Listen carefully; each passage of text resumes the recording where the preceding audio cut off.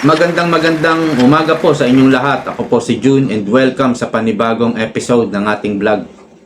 Duterte, pinalaga na po ang impeachment. Dito po sa kampo ni VP Sara kasama ang dating Pangulong Rodrigo Duterte naghain po sa Supreme Court para ipetisyon ang fourth impeachment. Ang tinitignan po rito yung validity and constitutionality ng articles of impeachment na inihain nila sa Senado. So yun po ang kini-question at hinihiling sa Korte Suprema na magkaroon ng agarang TRO, Temporary Restraining Order, no? So dito po sa balita ng Bombo Radio, ang journalist po nito ay si Bombo Dennis Hamito. Kailangan po nating sabihin pati yung journalist at yung nagbalita dahil pinagbibintangan po kaming mga DDS na gumagawa ng fake news, gumagawa ng kwento, nagsisinungaling. Yan po ang mga bintang sa amin ng mga congressman. If we know, no? Kung nalalaman natin, parang sila yata ang gumagawa ng hindi kaaya-ayang mga bagay-bagay. Ibinibintang na nila sa amin na nagpi-fake news kami. Pero ang alam natin, sila yung madalas gumawa ng fake news. Ito po yung mga gawain ng mga leftists, gawain ng mga dilawan, gawain ng mga congressman na humihimod ng tumbong, ng dambuhalang buaya dyan sa kamera. Sila po yung madalas gumawa ng propaganda. Nakikita mo yung mga gawain ng leftists, mahilig silang gumawa ng propaganda, tapos matapos nila magsinungaling, gagawa uli sila ng panibagong kasinungalingan para ibintang sa mga Duterte. So ganito po yung strategy nilang lahat, no? Yung kasinungalingan nila na ginagawa, ang palalabasin nila, mga Duterte ang gumagawa ng kasinungalingan.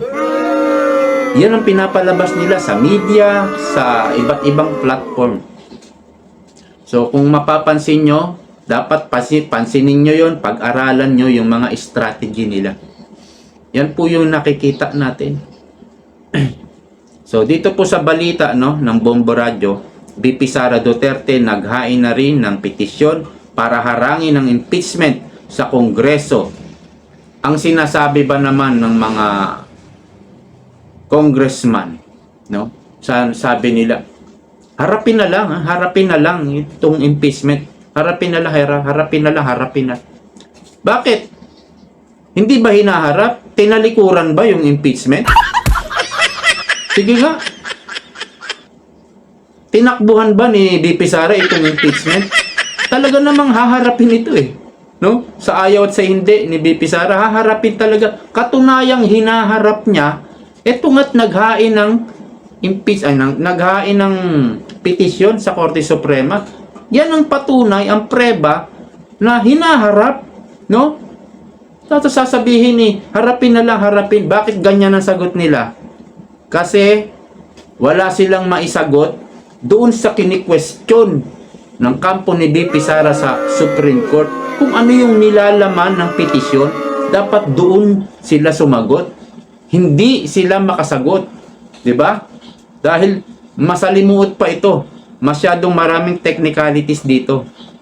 Basahin muna natin itong report ng Bombo Radio. Naghain na rin ng hiwalay na petisyon for certiorari and prohibition sa Supreme Court si VP Sara Duterte kaugnay sa impeachment case na inihain ng sa kanya ng Kamara. So, ito nga po, no?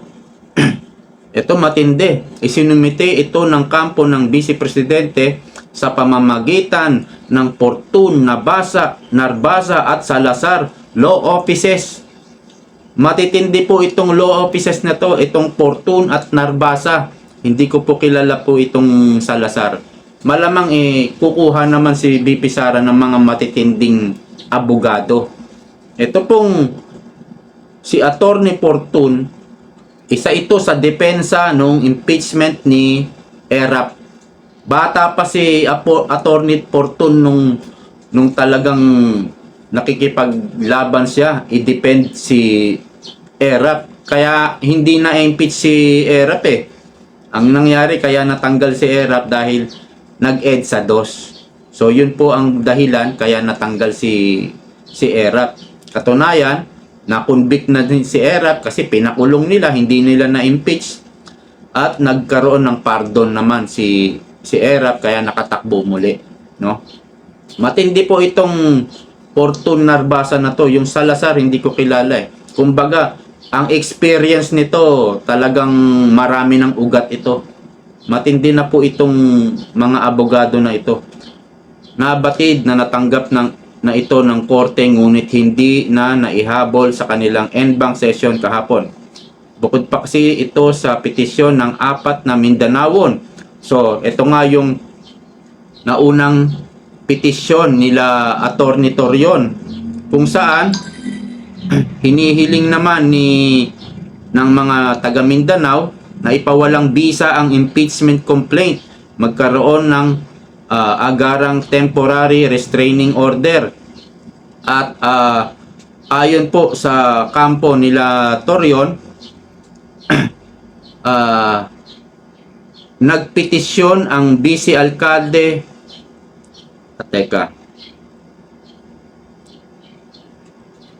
kini-question nila ang umanong verification process ng impeachment complaint. Kasi ganito po yan no? Yung impeachment complaint kailangan dumaan sa proper proceedings, sa legal process.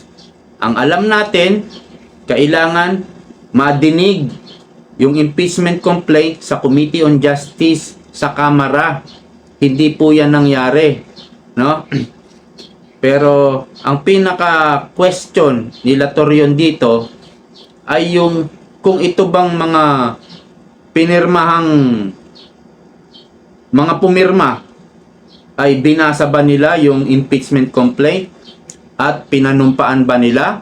Ayon po kila Torion, kung ikaw ay pumirma, ito'y susumpaan mo. Isa-isa po sila.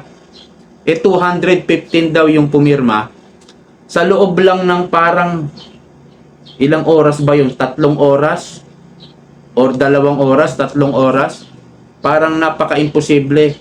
Parang senior cut po itong articles of impeachment na ipinasa sa Senado. So, yun ang kini-question ng kampo nila, Attorney Torion. Itong verification process. Anyway, i-verify talaga ito ng Senado. Pero, dapat, clear na. I-clear na ito ni Chis Escudero. Dapat tinignan agad ito ng mga Senado. I-verify nila agad. Kaya lang, tumatagal. So, speaking na tumatagal yung impeachment, ito po yung nakita ko. Pakinggan nyo po ako kung sang-ayon kayo sa nakita ko. December 2, December 4, ganyan po inihain yung impeachment complaint, no? Inaksyonan nila February 5 yata. So, mahigit 2 months. 2 months po, no? Noong December, third impeachment complaint, parang December 15, wala. Hindi pa raw dumarating sa mesa ng speaker yung impeachment complaint. Kagaguhan po yun. Pinapagloko-loko, niloloko po tayo. Ganyan po sila gumawa ng fake news. Sinadya po yun kasi December ang pondo ni-rape na, nilapastangan na, kinatay-katay na, wala ng pondo, in short, December na eh. So, lumipas ang January, buong January, hindi pa rin inaksyonan. Siguro hindi pa nare-release yung pondo. Baka itong February na-release ang pondo. Na-release yung pondo ng AKAP, AX, TUPAD, O diba, 25 million bawat pirma sa AKAP, 25 million sa AX, Tupad, 50 million na yon. At baka na i-release na rin yung isiningit nila, insertion nila sa DPWH for 228 billion pesos ang isiningit nila doon. So baka na i-release na yon nung February. So doon nila inumpisahan na yung pirma, yung fast track na tinatawag. Kaya dinelay, hinintay yung pera. Kaya paldo-paldo po ngayon yung mga pumirma. At sana bantayan ng COMELEC itong sinasabi ni BP Sara na ang vote buying ginawa na nilang legal. Kaya lang parang wala namang nahuhuli ang COMELEC na mga nagbo-vote buying. Yan ang nakaraang nakaraang 2022 election lang eh. Dito po sa Santa Maria, Bulacan, lintik ang bilihan ng boto eh. Parang hindi naman inaaksyonan ito parang hindi siniseryoso po ito ng COMELEC. Wala naman nahuhuli. So, yan po ang ginawa ng kampo ni BP Sara at kasama dito si dating Pangulong Rodrigo Duterte. Ang validity nitong articles of impeachment at constitutionality. Ganito po kasi yan. Nasabi nila, harapin na lang. Basic na to eh. Alam naman ito ng mga kalaban eh. Kapag may kaso, halimbawa sa korte, parehas na rin kasi sa impeachment. Meron na rin impeachment court. Korte na rin po yan. No? Halimbawa sa korte, ang ginagawa ng mga abogado sa depensa, no? Mga akusado, ang ginagawa ng mga abogado, parang sa parang sa mga mekaniko. Yung mga basic muna, no? Ayaw mag-start ng sasakyan. Ang gagawin ng mekaniko, titignan muna, i-check muna yung baterya. Bakit ayaw? Baka umido lang. So, kailangan lang linisin. Then, pag-start, ayaw pa rin. So, hindi sa baterya. Titignan naman sa ignition, no? Titignan yung ignition. Hindi yung kakalkalin mo na lahat, no? Aalisin mo na yung mga pyesa. Bakit ayaw umandar? Hindi po ganon. Ganon din po sa mga abogado, lalo na sa depensa. Ang una mong i-check, no? Yung complaint. Kasi yung complaint, articles of impeachment, nakapost po yan sa website ng Senado. So malamang nag-download sila doon ng articles of impeachment, yung kampo ni BP Sara, at chinek nila yung pinaka madaling remedy. No? So, nung chinek nila, malamang meron silang nakita. No? Kaya dinala agad nila sa Supreme Court. Karapatan po yan ng bawat sinong akusado, ng bawat sinong tao na dumulog, maghain sa Korte Suprema. Karapatan po yan. Dito po sa mga congressman na himod ng himod sa tumbong ng dambuhalang buhaya dyan, o dambuhalang lakos, na wala na silang pakialam kahit maamoy, kahit masama ang amoy, basta himod sila ng himod. Ang sinasabi ba naman harapin na lang, harapin. Karapatan po ni BP Sara ang maghain sa Supreme Court, no? So, yun ang nakikita ko. I-check muna nila kung may technicality. At malamang meron silang nakita, no? Kaya sumampa sila o naghain sila ng petition sa Supreme Court. Ano't ano man ang mangyari, pero very exciting po ito. Kailangan subaybayan po natin. At ang balita natin, magkakaroon po ng rally sa Davao, no? At sasabayan po ito ng mga kababayan natin sa iba't ibang bansa. Meron yata sa Hong Kong. Nabasa ko lang po sa post ni Jason sa ito.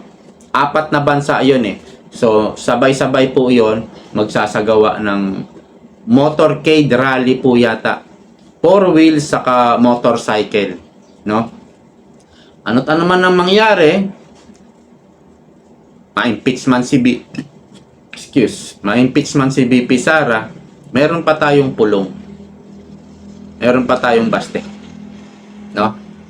So, abangan natin ang susunod na kabanata dito. Sa ngayon, umpisa na po ng laban. Ito na po 'yon. Umpisa ng laban dito po sa impeachment ni VP Sara. Hanggang dito na lang po. Maraming salamat sa panonood. Ako po si June and see you po next time. Bye-bye.